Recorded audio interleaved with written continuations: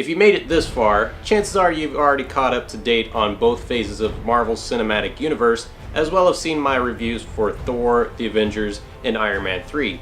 If that's the case, let's move on to the plotline of Thor: The Dark World.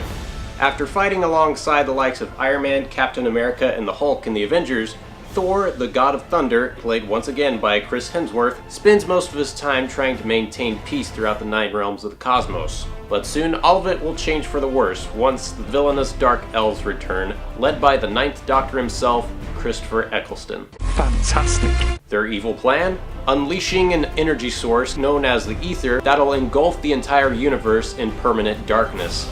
Once they bring the fight to Thor's homeworld of Asgard, he's left with no other choice but to seek help from his imprisoned half-brother Loki, the god of mischief, and played once again by Tom Hiddleston, destroyer of all ovaries.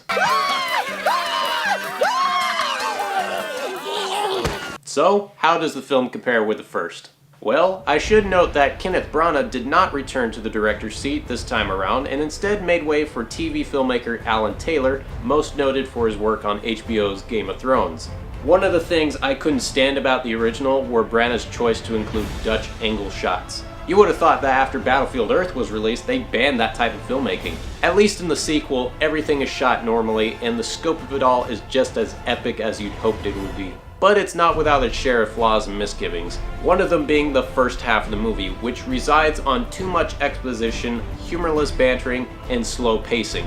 I remember hearing some people's dislike over the Jane Foster character played by Natalie Portman, but I never really understood why. In this movie, I think I found the answer. She's not a very compelling character. Whenever she shares screen time with Thor, you don't feel that sense of genuine love or romantic chemistry you'd expect them to have.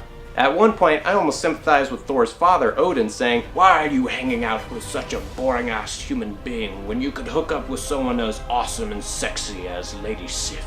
I don't know, maybe Thor's just a huge Star Wars fan.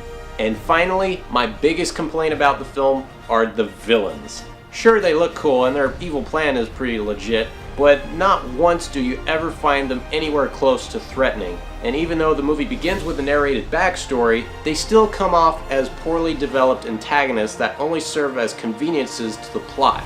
So you might as well add these guys to Marvel's short list of disappointingly lame villains, minus Loki and Red Skull. They were awesome. Speaking of Loki, he's the only other character aside from Thor who holds the film together. In fact, once he's released from his cell, that's when the movie started to get really good, especially whenever Thor and Loki would get in a heated argument. Come to think of it, Thor has much better chemistry with his half-brother than he does with the love of his life, so maybe the two roles should have been reversed?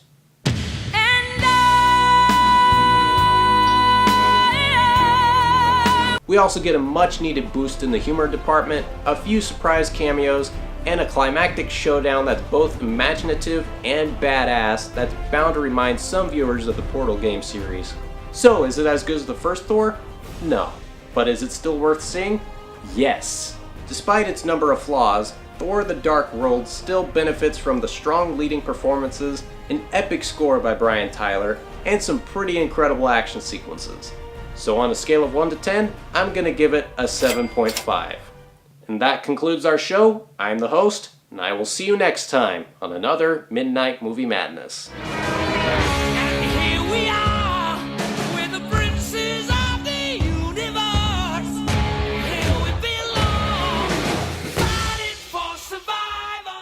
And your name is? I'm Thor. You're Thor? Well, it hurts.